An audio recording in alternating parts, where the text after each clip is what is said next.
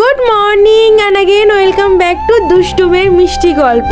আচ্ছা জানো কি, আমার ফোনটা না নষ্ট হয়ে গিয়েছিল, তার জন্যই আমি এতদিন ধরে কোনো রকম কোনো ভিডিও তোমাদের সাথে শেয়ার করতে পারছিলাম না। যাই হোক, আজকে অবশেষে আমার ফোনটা ঠিক হয়েছে, তাই আমি ভিডিও এডিট করতে বসে পড়েছি। আর এই ভিডিওটা হলো কিছুদিন আগেকার, যেদিন আমাদের কলেজে একটা মিটিং ছিল। সেদিন আমাদের সকাল 9:30টার মধ্যে কলেজে পৌঁছাতে লাগতো, তাই আমরা ওই তো 8টা সাড়ে 8টার সময় বাড়ি থেকে বেরিয়েছিলাম। কারণ একটাই যে আমাদের বাড়ি থেকে কলেজ বেশ খানিকটা দূরে, যেতেই ঘন্টাখানিক লেগে যায়। আর আমার শুধু ফোন খারাপ হয়নি জানো, তার সাথে আমার শরীরটাও ছিল ভীষণ খারাপ, ভীষণভাবে প্রেশার লো হয়ে গিয়েছিল।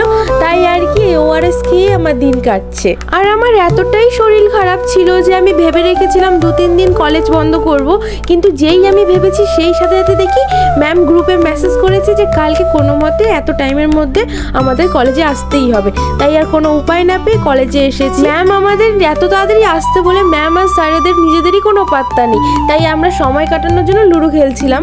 আর কালকে কোনো একটা বিষয়ে কনকের সাথে আমার ফোনে কথা হয়, সেই সময় কনক আমার শরীরের অবস্থা এত খারাপ সেটা শুনলো। আর ওরও সেমন শরীর ভালো নয়, কিন্তু ওর হাই প্রেশার ছিল কিছুদিন আগে, এটা ধরা পড়েছে, ডাক্তারের কাছে গিয়েছিল। আর আমার হয়েছে লো প্রেশার, দুজনেরই অবস্থা ভীষণভাবে খারাপ হয়ে আছে। তাই আমরা ডিসাইড করেছি দুপুরে খাবারটা আমরা যেমন আজে বাজে খাবার খাবো না, ধরতে গেলে ওই চাউমিন পাস্তা এসব না, আমরা এবার থেকে হেলদি খাবার কিছু খাবো। তাই আজকে আমি টিফিনে নিয়েছিলাম ভাত ভাজা, আর কনক এনেছিল ডালিয়ার খিচুড়ি আর সুজির বড়া, যেটা খেতে সত্যি খুব ভালো হয়েছিল। আর অঙ্কিতা তো বানারহাট থেকে আসে, অনেকটাই দূর, তাই ও ভাতটাই নিয়ে আসে। তো দ্যাটস ইট ফর টুডে। আশা করি তোমাদের সকলের আমার ব্লগটা ভালো লেগেছে, and thank you for watching. Love you to all, tata, by.